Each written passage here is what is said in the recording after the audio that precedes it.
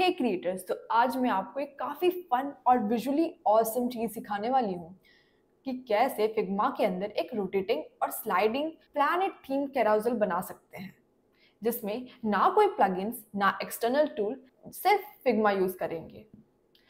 और सबसे बड़ी बात, ये कैरोसेल सिर्फ देखने में नहीं बल्कि इंटरैक्टिव भी होगा। सोचो प्लैनेट स्पिन कर रहे हो एंड स्लाइड कर रहे हैं। तो चलिए देखते हैं कि हम ये कैसे बनाते हैं। This is know how academy. तो आज हम बनाएंगे planet themed spinning and sliding carousel. तो शुरू करने के लिए हमें चाहिए first high resolution planet images, basically हमारे एसेट्स जो हम यूज करेंगे। सेकेंड फिग्मा एंड थर्ड थोड़ा इमेजिनेशन। Let's get started. तो पहले तो हम अपने एसेट्स प्रिपेयर करेंगे। तो मैंने कुछ प्लैनेट्स ऑलरेडी चूज करके डाउनलोड करके रखे हैं। अगर आपको भी ये सेम एसेट्स चाहिए तो आप फ्री पिक पे जाके सर्च करिए, फॉर एग्जांपल मार्स, एंड वहाँ जाके आप फाइल टाइप SVG या PNG चूज करिए एंड इलस्ट्रेशन वेक्टर या फिर आप रियल इमेजेस भी ले सकते हैं। आप डाउनलोड कर लीजिए इन्हें। एंड मैंने यहाँ पे सिर्फ 3 प्लैनेट्स चूज करके रखा है। आप चाहो तो मल्टीपल प्लैनेट्स भी चूज कर सकते हो मल्टीपल स्लाइड्स के लिए। तो अब हमारे एसेट्स रेडी हैं। तो अब हम बनाएंगे अपना बेस कैरोसेल फ्रेम। तो सबसे पहले तो F प्रेस करो और फ्रेम सेलेक्ट करो। हम डेस्कटॉप फ्रेम चूज करेंगे और उसे नेम कर देंगे अर्थ, मार्स, नेपट्यून। ऐसे हम 3 फ्रेम्स क्रिएट करेंगे, बेसिकली 3 फ्रेम्स फॉर 3 स्लाइड्स। अब सबसे पहले तो हम बैकग्राउंड क्रिएट करेंगे और उसके लिए हम एक डिफरेंट फ्रेम क्रिएट करते हैं। फिर से एक डेस्कटॉप फ्रेम चूज कीजिए।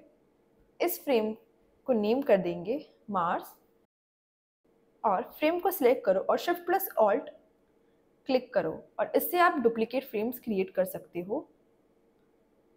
हमने 3 फ्रेम्स क्रिएट कर लिए हैं और हम तीनों को नेम कर देंगे उसके अकॉर्डिंग। और तीनों फ्रेम्स को सेलेक्ट करके राइट क्लिक कीजिए और फ्रेम सिलेक्शन कीजिए। याद रखिए ये सारे फ्रेम्स आपके पर्टिकुलर फ्रेम में होने चाहिए, जिसको हम नेम करेंगे BG फॉर बैकग्राउंड। अब मार्स के लिए red colour, maroonish colour and earth के लिए ब्लूइश और नेपट्यून के लिए भी कुछ डार्क ब्लू कलर चूज करेंगे। और हाँ, बैकग्राउंड फ्रेम को फ्रेम साइज रिसाइज करेंगे जिससे उसका पर्टिकुलर फोकस एक ही फ्रेम पे रहेगा। और फ्रेम को सेलेक्ट करके क्लिप कंटेंट पे क्लिक कीजिए ताकि बाकी बैकग्राउंड हाइड हो जाए। डन। अब हमारा बैकग्राउंड रेडी है। तो अब हम इसे कॉपी करेंगे और अपने मार्स वाले फ्रेम में इंसर्ट करेंगे और हम इस तरीके से हम अपने अर्थ वाले फ्रेम में भी पेस्ट कर देंगे। एंड अब इसका स्लाइड चेंज करके हम ब्लू स्लाइड सेलेक्ट करेंगे और इसके लिए आप लेयर्स में जाके तीनों बैकग्राउंड फ्रेम्स को सेलेक्ट कीजिए, शिफ्ट प्लस स्पेस करके क्लिक कीजिए और स्लाइड कीजिए और अलाइन करो मेन अर्थ वाले फ्रेम के साथ। बैकग्राउंड और फ्रेम अलाइन होने चाहिए। अब रिमेंबर, ये स्लाइडिंग इफेक्ट के लिए बहुत ज़रूरी है कि आप बैकग्राउंड भी वैसे ही स्लाइड करके चेंज कीजिए, मैनुअली चेंज मत कीजिएगा, नहीं तो आपको वो डिज़ायर्ड इफेक्ट नहीं मिलेगा। अब वापस हम क्लिप कंटेंट पे क्लिक करेंगे ताकि सारे बैकग्राउंड फ्रेम्स हाइड हो जाए। अब सेम वे में हम नेपट्यून के साथ करेंगे। तो अब हमारा बेसिक बैकग्राउंड चेंज हो चुका है। अब इसमें हम थोड़ा और एलिमेंट्स ऐड करेंगे, जैसे कि स्टार्स एंड थोड़ा सा टेक्सचर, ताकि थोड़ा सा स्पेस जैसा फील हो। तो हमारा बेसिक लेआउट रेडी है। अब हम इसमें कुछ टेक्स्ट ऐड करेंगे। ये हमारा नेविगेशन बार रहेगा। तो अब हमने इसमें टेक्स्ट ऐड कर चुका है। अब हम इसमें प्लैनेट्स ऐड करेंगे, बट उससे पहले हम एक और टेक्स्ट ऐड करेंगे जो कि होगा हमारा प्लैनेट्स की नींव, जो हमारा मेन फोकस होगा।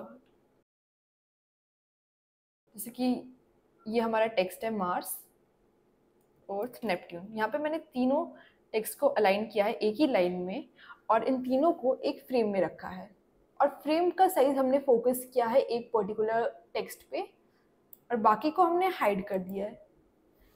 तो इस टेक्स्ट को कॉपी करिए और अपने मार्स वाले फ्रेम पे जाके पेस्ट कर दीजिए।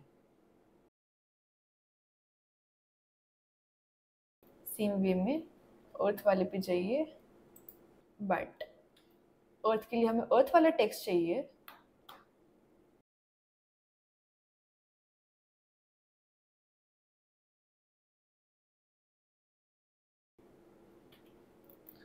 अब हम नेपट्यून में भी सेम करेंगे।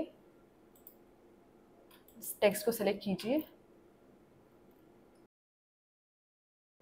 स्लाइड कीजिए, इसको हम रिसाइज करेंगे ताकि ये फ्रेम में फिट हो जाए। ओके, सो हमने बेसिकली टेक्स्ट ऐड कर चुका है, स्टाइल्स ऐड कर लिए हैं, एलिमेंट्स ऐड कर लिए हैं। अब हमारा मेन प्लैनेट्स ऐड करना है। तो उसके लिए तो हमने यहाँ पे अपने प्लैनेट्स अलाइन करके रखे थे, कॉपी करेंगे सेलेक्ट करके और मार्स वाले फ्रेम में जाएंगे एंड पेस्ट कर देंगे। इसे रिसाइज कीजिए एंड अलाइन कीजिए। सेम वे में हम अर्थ की इमेज अर्थ के फ्रेम में पेस्ट करेंगे और सिर्फ अर्थ को विजिबल रखिए और बाकी प्लैनेट्स हाइड कर देंगे। और नेपट्यून के साथ भी हम यही करेंगे। प्लैनेट्स में स्पिनिंग इफेक्ट चाहिए, बट हमारे प्लैनेट्स तो स्टिल है, तो उसके लिए हम हमारा मार्स हम चाहते हैं कि जब वो दूसरे स्लाइड पे जाए तो वो स्पिन होके जाए। तो हमारा फर्स्ट मार्स हम वैसे ही रखेंगे, अर्थ पे जाएंगे और हमारा प्लैनेट वाला फ्रेम सेलेक्ट करके उसको 45 डिग्री पे रोटेट कर देंगे, और नेपट्यून पे जाके हम इसे 90 डिग्री पे रोटेट कर देंगे ताकि जब हमारा स्लाइड चेंज हो तो एक स्पिन इफेक्ट दे। बट इसमें मुझे थोड़ा और इफेक्ट ऐड करना है। फॉर एग्जांपल प्लांट्स के पीछे मुझे थोड़ा सा ग्लो ऐड करना है,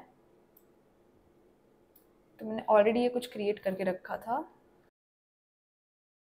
जस्ट बेसिकली मैं सब में पेस्ट कर दूंगी। ये हमारा प्लैनेट का बैकग्राउंड काइंड ऑफ है, तो जस्ट ताकि हमारा सारा फोकस हमारे प्लैनेट पे जाए।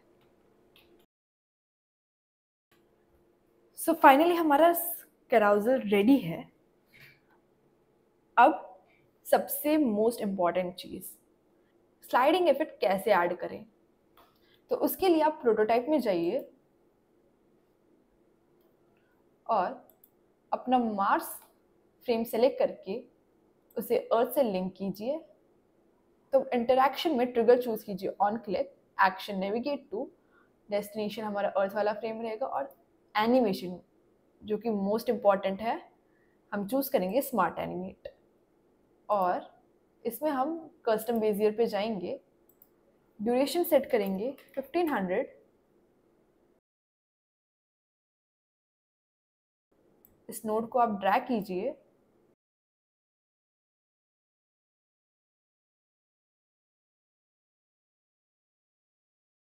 ड्यूरेशन हम थोड़ी इंक्रीज कर देते हैं 2000 एंड डन। हाँ, ये इंटरैक्शन याद रखिए।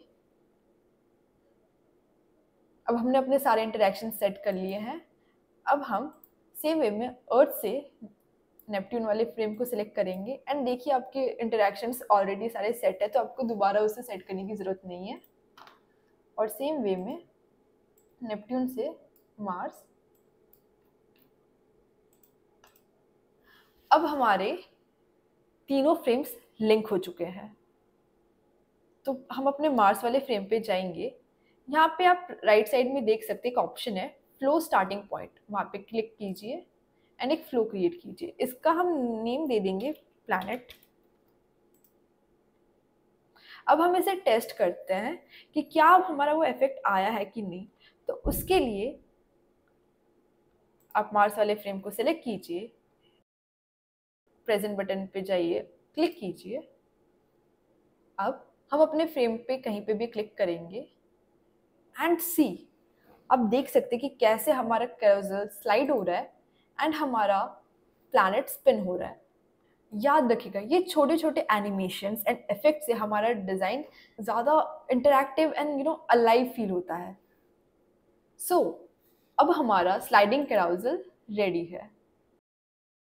तो आज हमने सीखा कि कैसे स्पिनिंग और स्लाइडिंग कैराउजल बना सकते हैं स्मार्ट एनिमेट का यूज़ करके। एंड यस, ये सब कुछ सिर्फ फिग्मा में पॉसिबल है, बिना किसी प्लगइन के एंड बिना किसी एक्सटर्नल टूल के, just simple prototyping and just basic interactions के साथ।